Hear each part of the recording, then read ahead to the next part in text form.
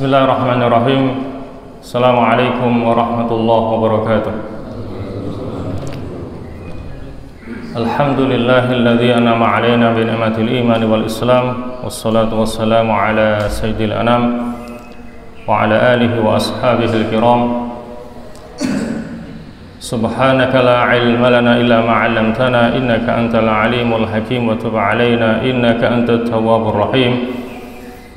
Allahumma hab lana qawlan sadiqa wa 'amalan saliha wa farajan 'ajila ya arhamar rahimin.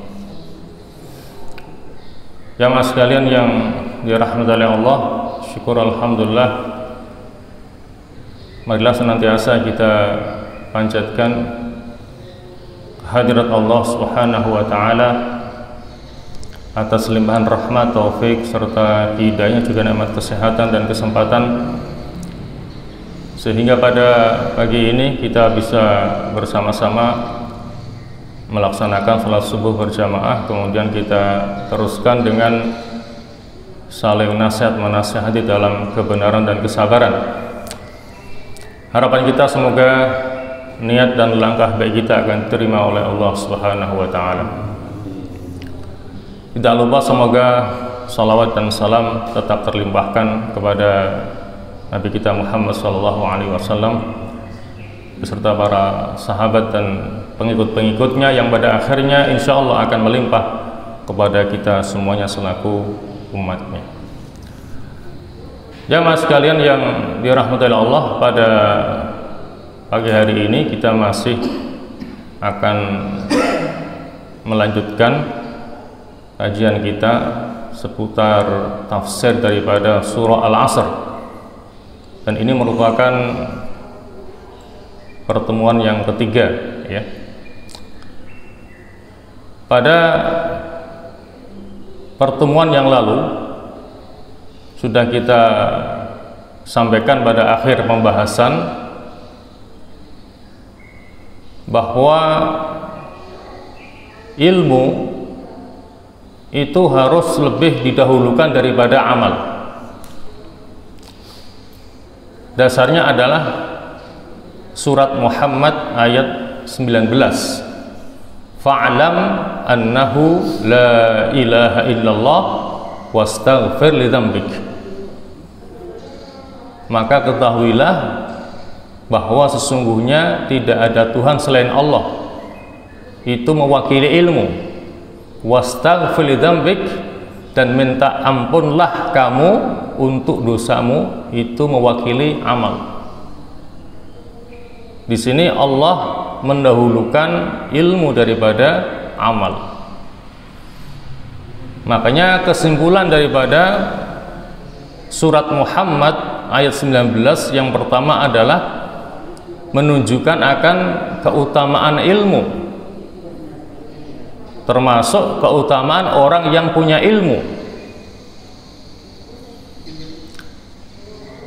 Makanya dalam kitab Ta'limul Muta'allim disebutkan sebuah syair, ta'allam fa innal ilma zainun li ahlihi wa fadlun wa unwanun li kullil mahamidi. Ta'allam, belajarlah kamu, fa innal ilma zainun li ahlihi, karena sesungguhnya ilmu itu akan menjadi perhiasan bagi orang yang punya ilmu. Jadi orang yang punya ilmu, maka ilmunya itu akan merupakan perhiasan bagi dirinya. Tidak hanya itu, wa fadlun, juga akan menjadi satu kelebihan bagi dirinya. Wa unwanun likulil mahamidi, dan alamat bagi setiap yang terpuji. Ya, jadi menunjukkan akan keutamaan ilmu, juga keutamaan bagi orang yang punya ilmu. Kemudian yang kedua, berilmu itu lebih didahulukan daripada beramal. Sehingga Al-Imam Al-Bukhari dalam kitab sahihnya membuat satu bab yang diberi judul dengan al-ilmu qoblal qawli wal amal,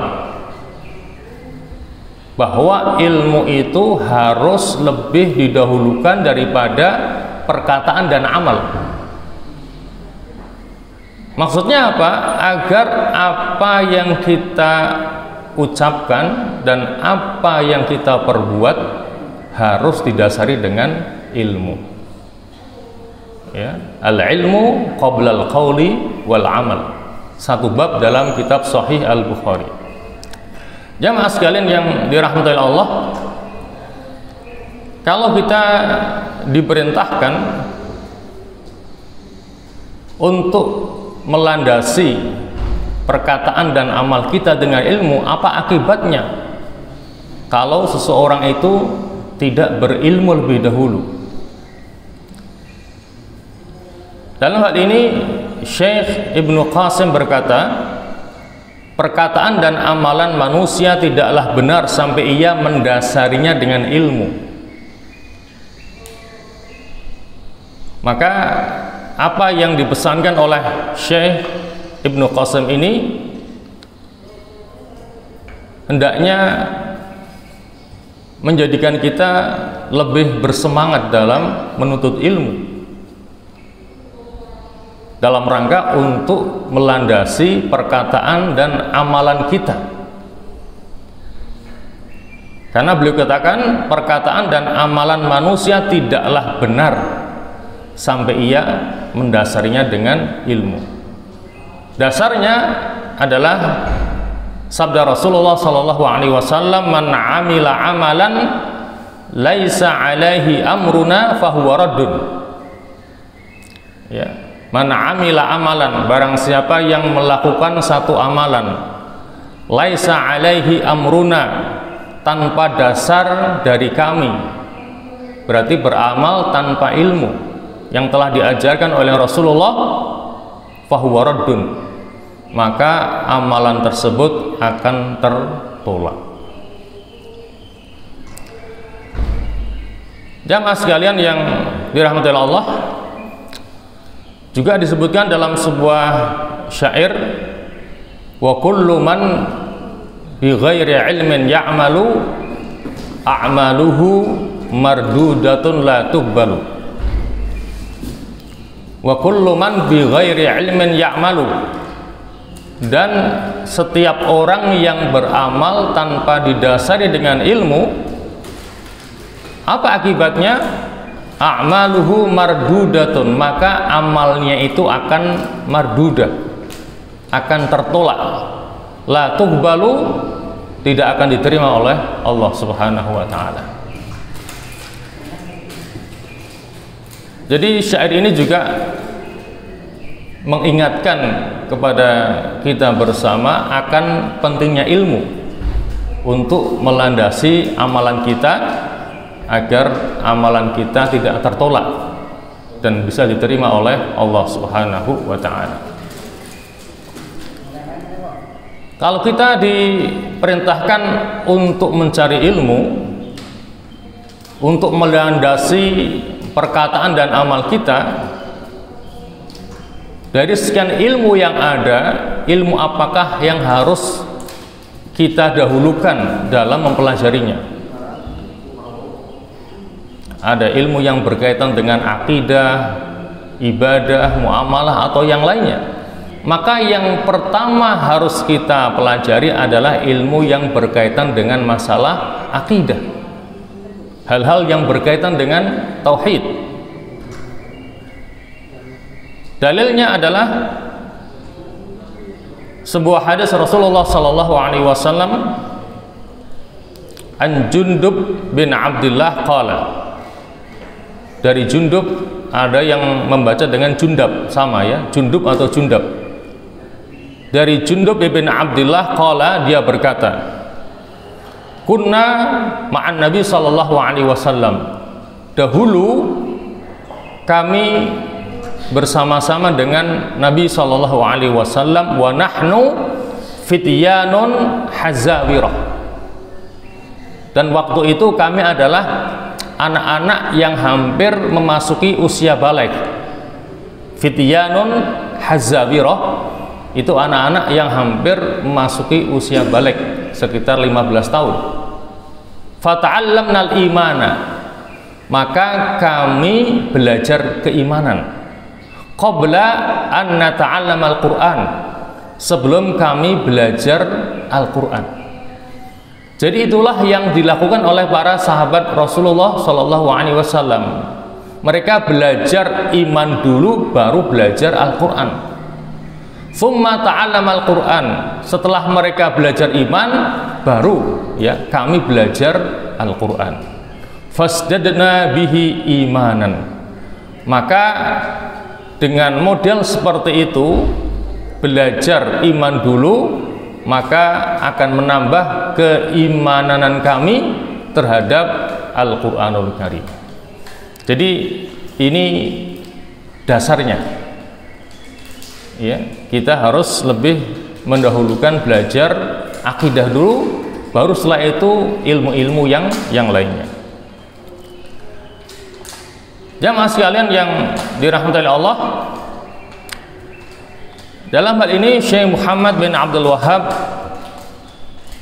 dalam kitab Salasatul Usul, beliau mengatakan bahwa yang mesti dipelajari dahulu pertama adalah ma'rifatullah, mengenal Allah.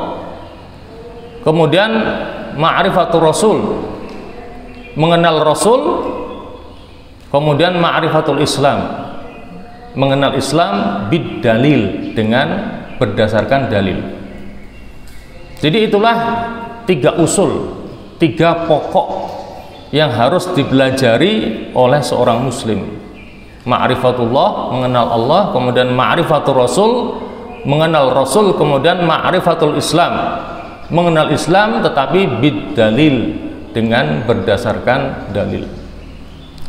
Mengapa demikian? Karena 3 hal ini adalah usulul Islam, pokok-pokok yang ada di dalam agama Islam. Karena 3 hal ini akan ditanyakan di alam kubur, maka wajib untuk dipelajari. Dan yang bisa menjawab pertanyaan kubur dengan mudah adalah mereka yang dikokohkan imannya. Dalam hal ini Allah berfirman, A'udzubillahi minasyaitonirrajim, yusabbitullahu alladhina amanu bil qawli tsabiti fil hayatid dunya wa fil akhirah wa yudhillullahu adh-dhalimin wa yaf'alullahu ma yasha. Yusabbitullahu, Allah mengokohkan, Allah menguatkan. Siapa yang dikuatkan? Alladzina amanu, orang-orang yang beriman. Dengan apa dikuatkan? Bil qauli tsabiti, dengan perkataan yang teguh. Di mana? Fil hayatid dunya wa fil akhirah, dalam kehidupan dunia dan juga di akhirat nanti. Wa yudhillullahu zalimin, dan Allah menyesatkan orang-orang yang zalim, orang-orang yang bertindak melampaui batas. Wa yaf'alullahu ma yasha, dan Allah berbuat apa yang dikehendakinya.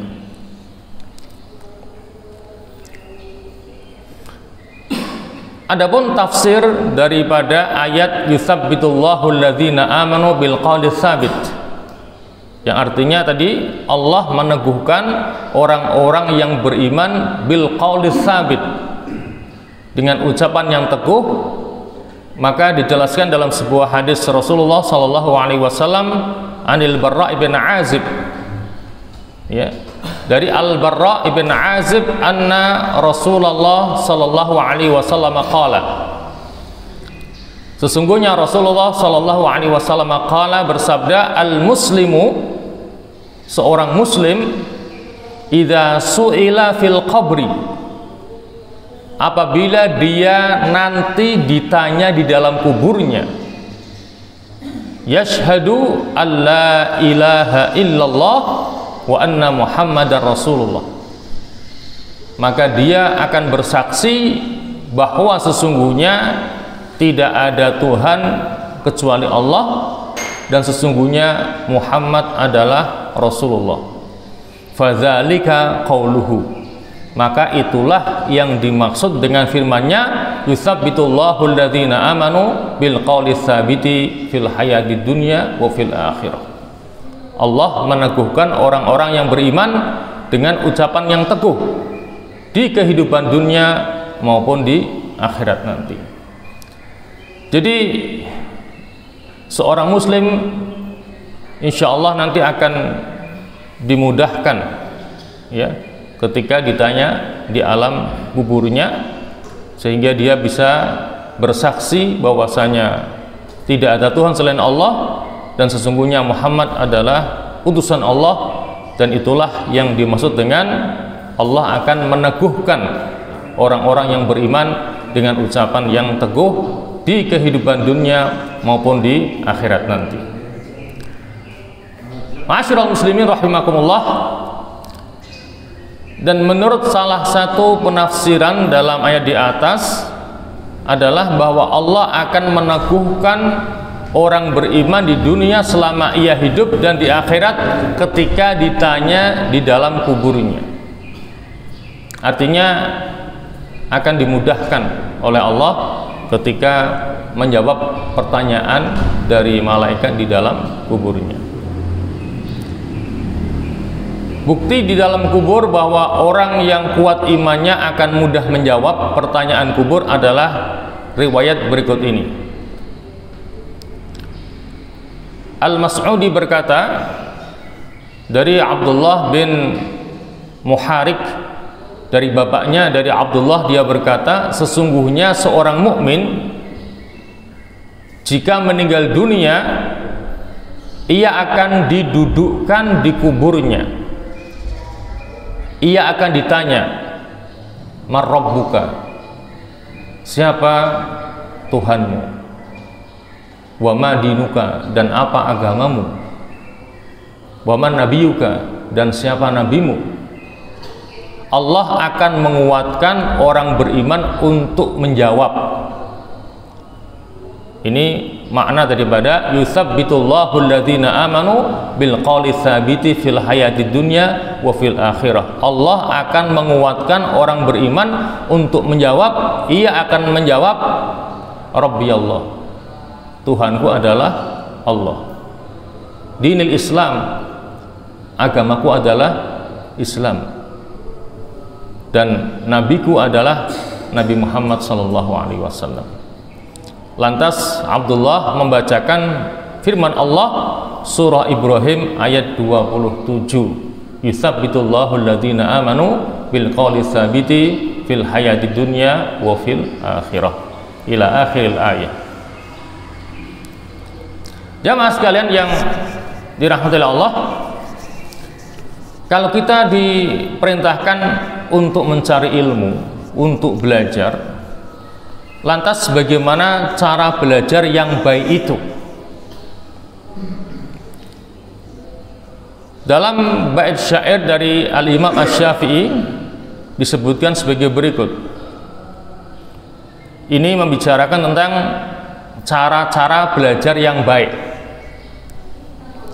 Akhi, lan tanalal ilma illa bisittatin.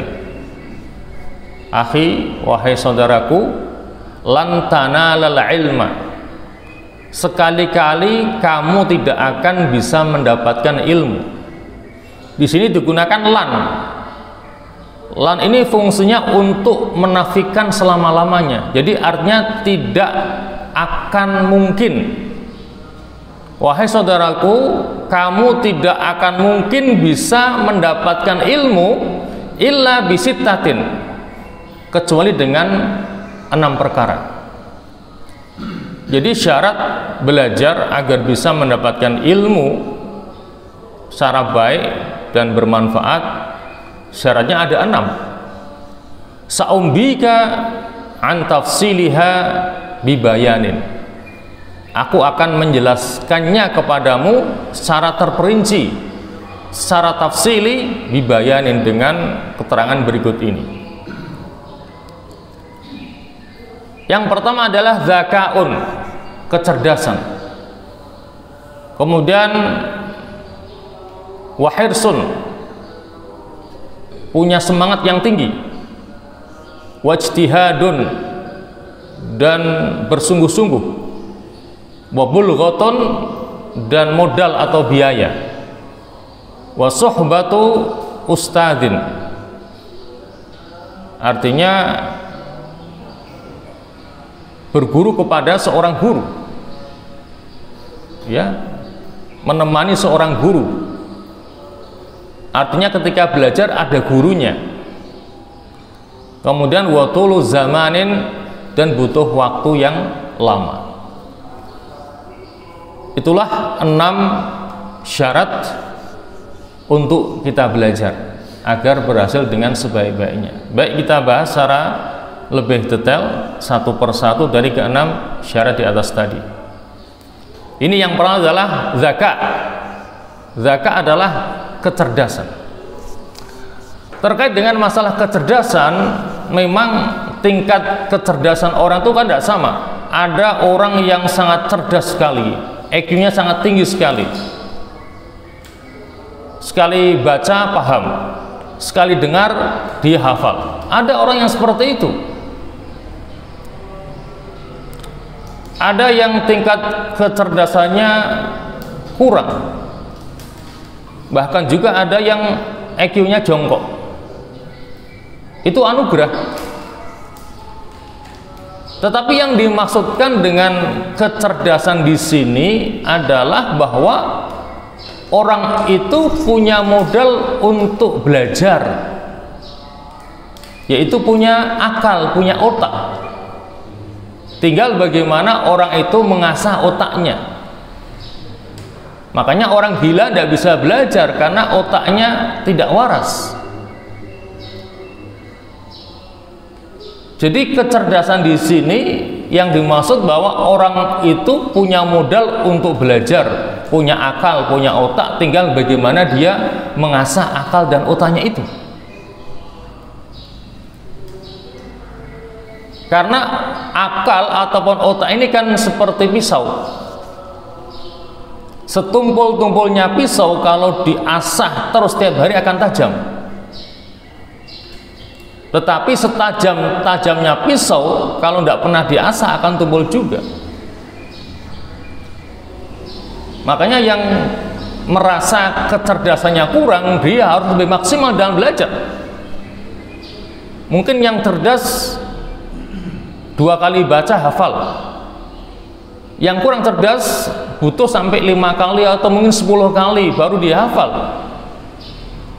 Ya itu harus dia terima dan harus dia sadari. Memang karena tingkat kecerdasan orang tidak sama. Tetapi yang terpenting dia mau mengasah otaknya dengan belajar terus setiap hari. Wa kun mustafidan kulla yaumin ziyadatan minal ilmi wasbah fi buhuril fawaidi. Jadilah kamu orang yang setiap hari nambah ilmu. Jangan sampai tambah umur tidak tambah ilmunya. Usahakan setiap hari nambah ilmu. Wa kun mustafidan kulla yaumin, setiap hari minal ilmi, dari ilmu.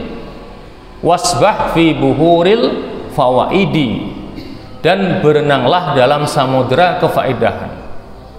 Jadi kita disuruh untuk setiap hari nambah ilmu dan juga setiap hari melakukan hal-hal yang berfaedah, hal-hal yang bermanfaat, yang manfaatnya kembali kepada diri kita maupun orang lain. Jangan sampai melakukan hal-hal yang sia-sia dan tidak ada manfaatnya. Itulah yang dimaksud dengan zakat, kecerdasan. Dan masing-masing dari kita bisa tahu sampai di mana tingkat kecerdasan kita. Insya Allah kalau kita mau mengasah otak kita tiap hari akan jadi cerdas juga. Kemudian syarat yang kedua adalah hirs. Hirsun itu artinya loba ataupun tamak. tapi tamaknya kepada ilmu, bukan tamak kepada harta. Jadi punya semangat yang tinggi dalam belajar.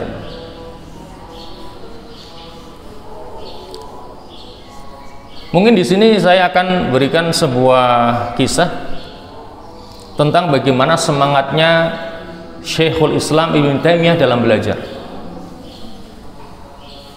Ibn Taimiyah, bapaknya namanya Syihabuddin, kakeknya namanya Majduddin. Bapak dan kakeknya adalah termasuk ulama besar pada zamannya. Apa yang dilakukan oleh sang kakek ketika kakeknya Majduddin akan pergi ke kamar mandi ataupun WC untuk mandi atau buang hajat, maka kakeknya ini akan bawa kitab, kemudian diserahkan kepada cucunya Ibn Taimiyah dan berkata kepadanya, "Iqra' hadzal kitab bi sautin murtafi' hatta astami." Wahai cucuku, tolong kamu baca kitab ini keras-keras agar aku bisa mendengar. Bayangkan, ketika mandi, ketika buang hajat, dia tetap ingin belajar. Makanya dia ketika akan kamar mandi, bawa kitab, diserahkan kepada cucunya Ibn Taimiyah untuk membaca kitab itu keras-keras, agar sambil mandi, sambil buang hajat, dia tetap bisa belajar. Kalau kakeknya begitu, ayahnya begitu, maka tidak mengherankan Ibn Taimiyah jadi ulama yang luar biasa. Bisa kita bayangkan, Ibn Taimiyah itu umurnya sama dengan Nabi, 63 tahun. Biasa keluar masuk penjara karena dia bukan seorang ulama saja, tapi seorang mujahid, seorang pejuang yang menyuarakan kebenaran, sehingga seringkali masuk dalam penjara. Tetapi menurut catatan dari seorang muridnya, Al-Imam Az-Zahabi, bahwa buku karangan daripada Ibn Taimiyah yang sempat dia catat itu sebanyak 1000 judul buku. Bayangkan, yang sempat dia catat, artinya mungkin ada kitab yang tidak dicatat oleh Al-Imam Az-Zahabi. Mana ada orang sekarang dengan teknologi yang canggih, ada laptop macam-macam, bisa ngarang dalam usia 63 tahun lebih dari 1000 judul buku, dan waktunya seringkali di dalam penjara. Salah satunya adalah Majmu' Fatawa, ya, kumpulan fatwa daripada Ibn Taimiyah. Isinya komplit, ada akidahnya, ada ibadahnya, ada muamalahnya, ada hadisnya, ada tafsirnya. Jumlahnya 37 jilid. Satu jilidnya kurang lebih 200 halaman. Kalau dijejer itu hampir 2 meter panjangnya. Itu satu dari 1000. Kalau beliau bukan orang yang rakus kepada ilmu, tidak mungkin bisa menghasilkan karya yang begitu spektakuler. Karena dia punya hirs, punya semangat yang tinggi, maka dia bisa menghasilkan karya yang sangat luar biasa. Itulah kisah kesemangatan Ibn Taimiyah dalam belajar. Dan masih banyak kisah-kisah yang lainnya. Itu saya baca dari kitab Qimatuz Zaman Indal Ulama, harga waktu bagi para ulama. Kalau kita baca kitab itu, kita seakan-akan mengatakan ulama kita dulu itu bukan seperti manusia, seperti malaikat, karena waktunya habis untuk ibadah, untuk cari ilmu, ya, jauh dengan kondisi kita pada saat sekarang ini. Bayangkan dengan segala keterbatasan yang ada, bisa menghasilkan karya yang tidak mungkin bisa dicapai oleh orang pada saat ini. Nulis di sembarang tempat, tidak seperti kita. Ada kertas, ada bolpen, ada laptop, tetapi bisa menghasilkan karya yang sangat spektakuler. Baik, kemudian syarat yang ketiga adalah ijtihad, adanya kesungguhan. Ya, kita sering mendengar ya, man jadda wajada, ya, wa man qara'al baba walajja walaj. Man jadda wajada, barang siapa yang bersungguh-sungguh maka dia akan mendapatkan. Sesuatu bisa didapatkan hanya dengan kesungguhan. Kalau kita tidak sungguh-sungguh, maka kita tidak akan bisa mendapatkan apa yang ingin kita dapatkan.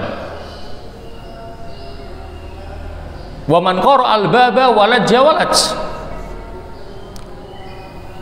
Qara'a itu artinya lebih dari sekedar mengetuk.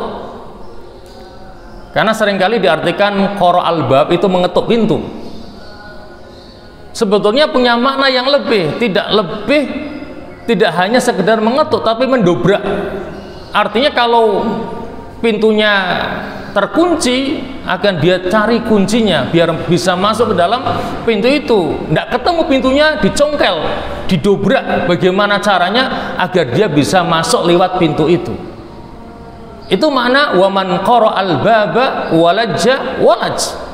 Barang siapa yang mendobrak pintu, maka dia akan bisa masuk ke dalam pintu itu, dan di balik pintu itu ada sesuatu yang bisa ia dapatkan. Karena apa yang akan dia dapatkan itu terhalang oleh pintu. Karena dia punya semangat yang tinggi, dia dobrak pintu itu. Bagaimana caranya agar bisa masuk dan bisa mendapatkan apa yang ada di balik pintu itu? Itu makna man jadda wajada wa man qara'al baba walajja walaj. Berkaitan dengan syarat yang ketiga ini, saya akan menampilkan kisah sosok daripada salah seorang murid daripada Al-Imam Asy-Syafi'i, Al-Imam Abu Hanifah yang cukup menonjol, yaitu Abu Yusuf Al-Qadhi. Jadi Abu Yusuf Al-Qadhi ini salah seorang murid daripada Al-Imam Abu Hanifah yang paling menonjol.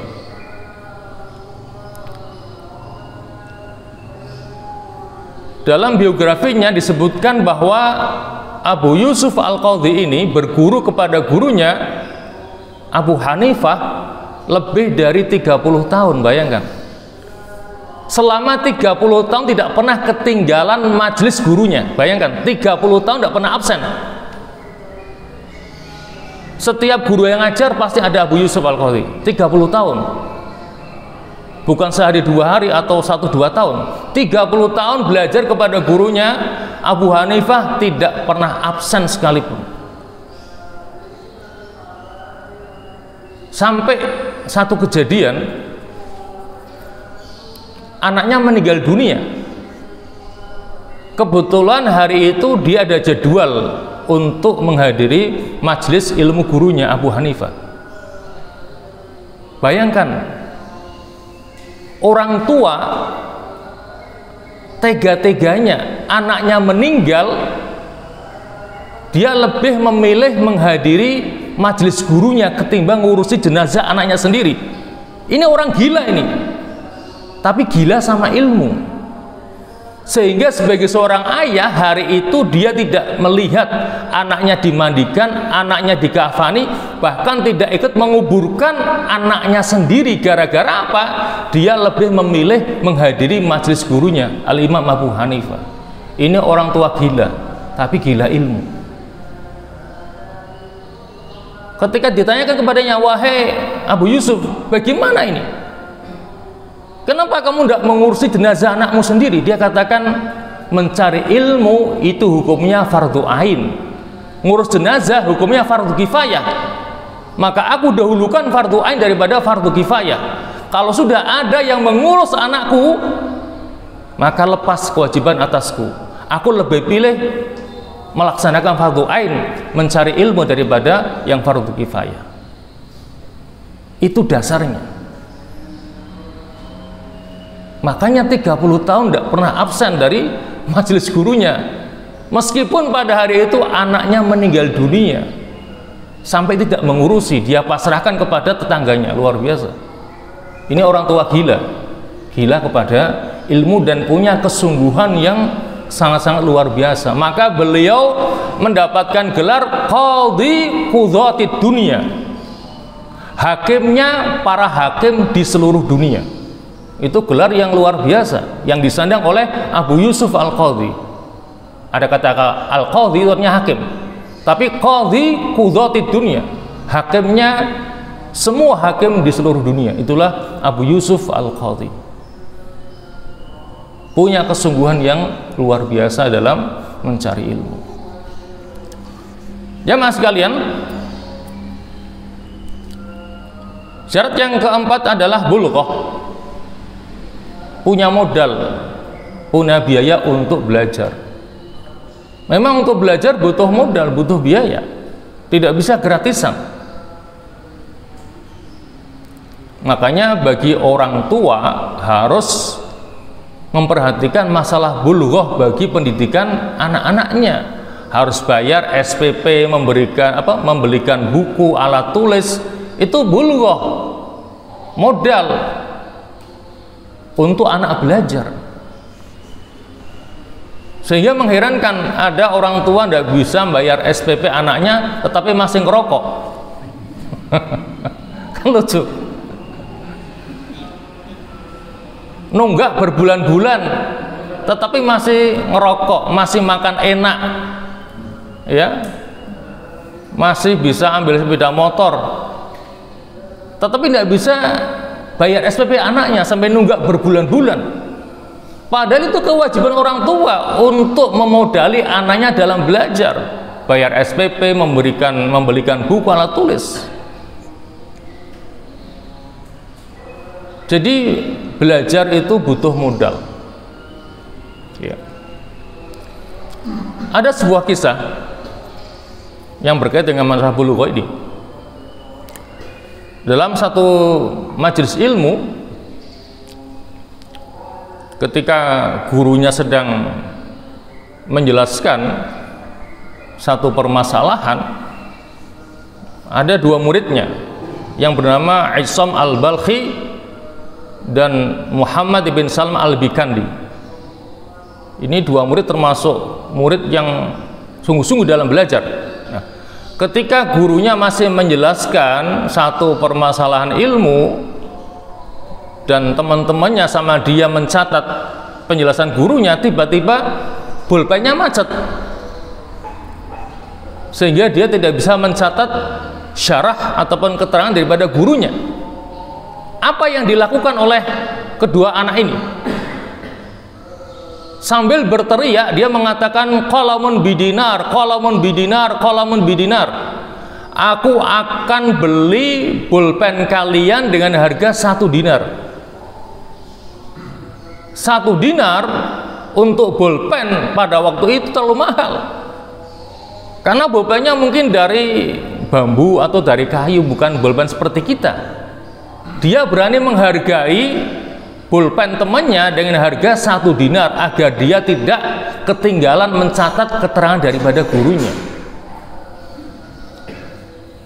1 dinar kalau dikurus sekarang itu kan kurang lebih hampir 48.000. Itu harga yang mahal untuk bolpen pada waktu itu, yang paling terbuat dari bambu ataupun kayu, tapi dihargai 1 dinar, kurang lebih 48.000. Sekarang 48.000 beli bolpen bagus sekali itu, karena itu termasuk modal untuk belajar bolpen. Makanya mengherankan kadang kita masuk kelas ngajar, mana bukunya ketinggalan, mana buku tulisnya belum beli, mana bolpennya hilang. Bagaimana mau belajar? Tidak bawa buku, tidak bawa bolpen, tidak bawa pensil. Padahal itu diantara modal untuk belajar, yaitu ya, artinya muridnya harus memperhatikan, orang tuanya juga harus memperhatikan masalah bulughah ini. Ya, karena itu diantara syarat dalam belajar adalah bulughah, adanya modal, ya, ataupun biaya dalam pendidikan. Jamaah sekalian yang dirahmati Allah. Kemudian yang kelima adalah belajar dari guru, suhbatu ustadz. Ya. Ini bukan berarti kita tidak boleh belajar dengan baca buku, ini bukan. Artinya ya ketika kita belajar juga kita harus punya guru. Ya, seperti di sini kita ada gurunya yang menyampaikan ilmu sehingga kalau ada permasalahan bisa ditanyakan. Ya, jadi perlu adanya guru yang membimbing kita untuk belajar sehingga tidak salah jalan. Karena kalau kita tidak tahu, ya kita bisa bertanya ya kepada guru kita.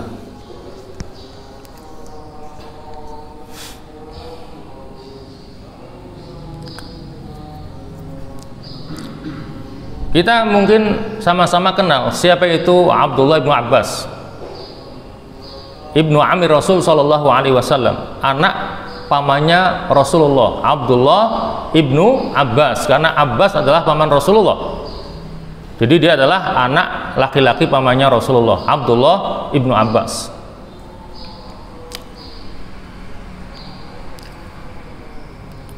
Beliau mendapatkan 3 gelar: Al-Habru, Al-Bahru, dan Turjumanul Quran. Al-Habru artinya adalah Al-Alim As-Soleh, orang yang alim dan soleh, itu Al-Habru ya. Kemudian Al-Bahru, lautan, karena ilmunya Ibnu Abbas itu diibaratkan seperti lautan yang tidak bertepi, maka beliau dijuluki Al-Bahru, lautannya ilmu. Kemudian Turjumanul Quran, penerjemahnya Al-Quran. 3 gelar kehormatan yang disandang oleh Abdullah ibnu Abbas, yang sempat membuat iri ya para sahabat-sahabat yang lainnya, karena memang beliau berhak untuk mendapatkan gelar itu. Ketika ada seseorang yang bertanya kepadanya, "Ya Ibnu Abbas, anna laka hadzal ilm?" Wahai Ibnu Abbas, dari manakah Anda bisa mendapatkan ilmu yang sebanyak itu? Ternyata resepnya cuma 2. Beliau mengatakan bilisanin saul wa qalbin akul. Aku mendapatkan ilmu yang sebanyak itu pertama bilisanin saul. Lisan saya selalu akan menanyakan apa yang tidak saya pahami kepada siapa yang paham. Jadi orangnya ceriwis, pingin tahuan. Fas'alu ahla dzikri in kuntum la ta'lamun. Bertanyalah kepada yang tahu apa-apa yang tidak kamu ketahui. Dan itu diamalkan oleh Ibnu Abbas. Dia akan menanyakan kepada siapa saja yang tahu apa yang tidak dia ketahui. Bilisanin saul. Mulut saya, lisan saya banyak bertanya. Kemudian yang kedua, wa qalbin akul. Setelah dapat jawaban, dimasukkan ke dalam otak, kemudian dikunci biar tidak keluar lagi, tidak masuk telinga kanan, keluar telinga kiri. Itu makna waqal bin akul. Dia akan berusaha untuk senantiasa mengingat-ingat jawaban yang telah dia dapatkan. Maka tidak mengherankan dia menjadi salah seorang ulama yang luar biasa dari kalangan sahabat Rasulullah Shallallahu Alaihi Wasallam. Kemudian yang terakhir adalah watuluz zamani, butuh waktu yang lama. Tadi saya contohkan Abu Yusuf Al-Qadhi, 30 tahun berguru kepada gurunya Abu Hanifah. 30 tahun bukan waktu yang singkat ya. Talabul ilmi minal mahdi ilal lahdi, kan begitu. Mencari ilmu itu dari buayan sampai ke liang lahat. Jadi kapan kita berhenti belajar kalau sudah mati? Sebelum kita mati ya kita harus belajar terus. Tidak boleh capek untuk belajar. Karena memang untuk mendapatkan ilmu itu membutuhkan waktu yang lama. Tidak ada batasnya. Batas akhirnya adalah kalau kita sudah meninggal dunia. Berhenti kita cari ilmu. Jadi itulah penjelasan 6 syarat ya untuk kita mencari ilmu agar sukses. Jamaah sekalian yang dirahmati Allah, ini mungkin sudah hampir habis waktunya ya. Mungkin sementara sampai sini dulu ya. Berkaitan dengan masalah amal soleh ini mungkin akan kita bahas pada pertemuan yang akan datang, agar pembahasannya tidak terpotong di tengah jalan. Itu barangkali yang bisa kita kaji bersama pada kesempatan pagi hari ini. Semoga ada manfaatnya. Ada yang mau bertanya? Kami persilakan sebelum kami akhiri. Ada?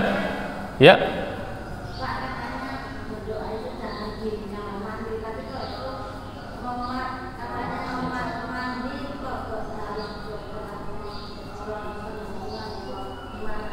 Gimana, kurang jelas pertanyaannya, Bu? Itu yang dimaksud kalau belajar jangan di kamar mandi, katanya boleh itu katanya. Itu kalau mandi kok membaca surat itu gimana? Membaca di luar. Oh iya ya.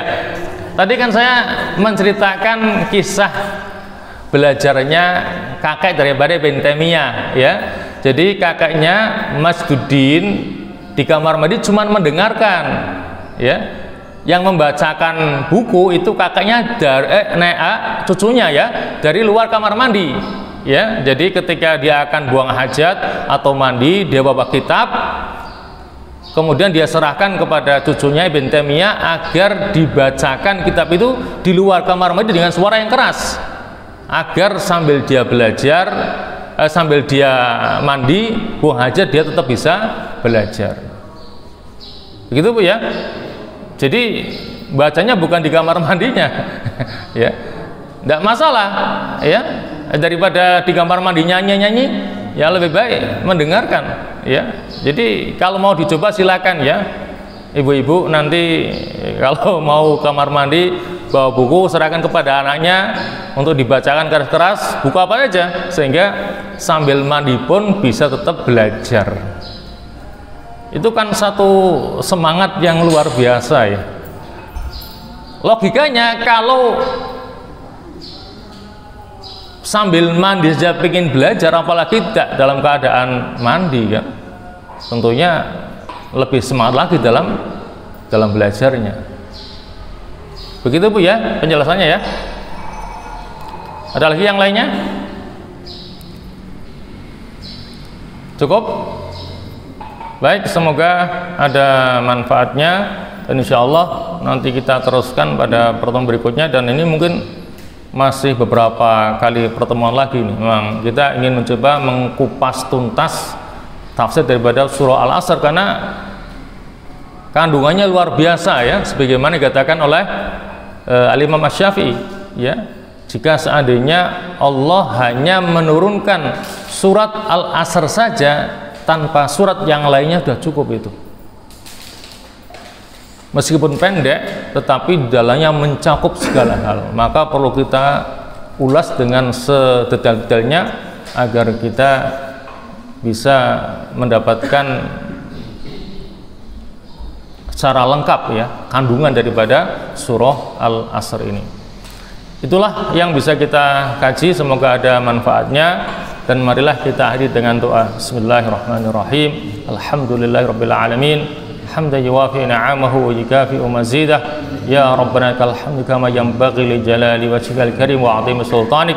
Allahumma la tada' lana fi maqamina hadha dhanban illa ghafartah, wa la hamman illa farajtah, wa la karban illa nafastah, wa la maridan illa syafaitah, wa la danan illa qadaitah, ولا معسرا إلا يسرته ولا ضالا إلا هديته ولا غائبا إلا رددته ولا حاجة من حوائج الدنيا هي لك رضا ولنا فيها صلاة إلا عنتنا على قضائها ويسرتها لنا برحمتك يا أرحم الراحمين.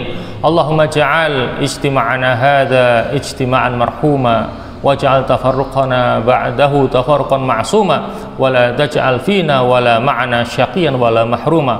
اللهم لا تفرق هذا الجمع المبارك في هذا المكان المبارك إلا بذنب مغفور وعيب مستور وعمل متقبل مبرور يا عزيز يا غفور يا رب العالمين. اللهم هذا الدعاء ومنك الإجابة يا سميع الدعاء يا ذا المن والعطاء. وصلى الله على محمد وآله وصحبه وسلم والحمد لله رب العالمين. Wassalamu alaikum warahmatullahi wabarakatuh.